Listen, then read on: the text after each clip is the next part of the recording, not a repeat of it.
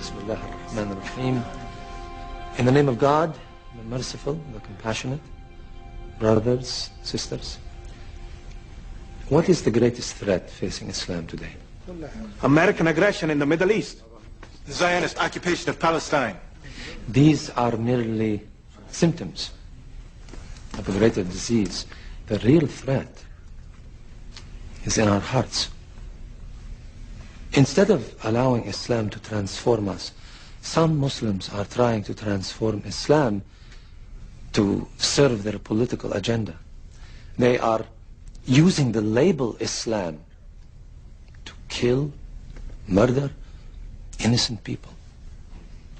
Something that the Prophet would never have condoned, sallallahu alayhi wasallam. Remember Surah 13, verse 11. Allahu la yughayru ma bi qawmin hatta yughayru ma bi anfusihim. God does not change the condition of a people until they change what is in themselves.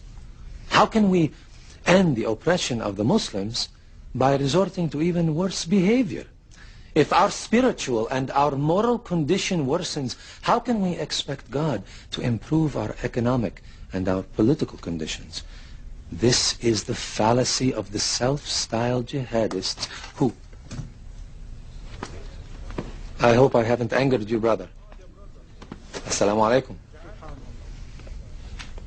This is the fallacy of the self-styled jihadists who murder innocent civilians. How can you expect Muslims to be civilized when the Americans, the Israelis, the Russians kill thousands of Muslim civilians and dismiss it as collateral damage?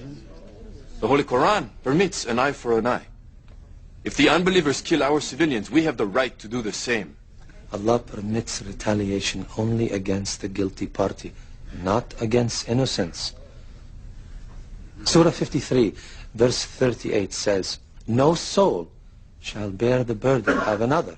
The Holy Quran also says, and kill them wherever you find them, and drive them out of the places where they drove you out. For persecution is worse than killing. You forgot the first part of that verse, brother. Fight in God's cause against those who fight you.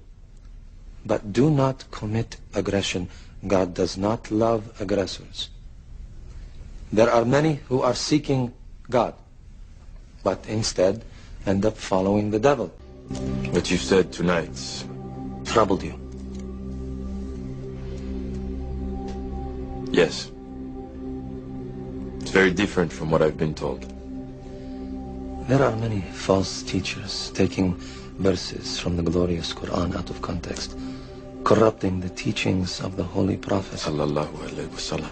Sallallahu alayhi wasallam. Tell me, brother, what is the greatest jihad?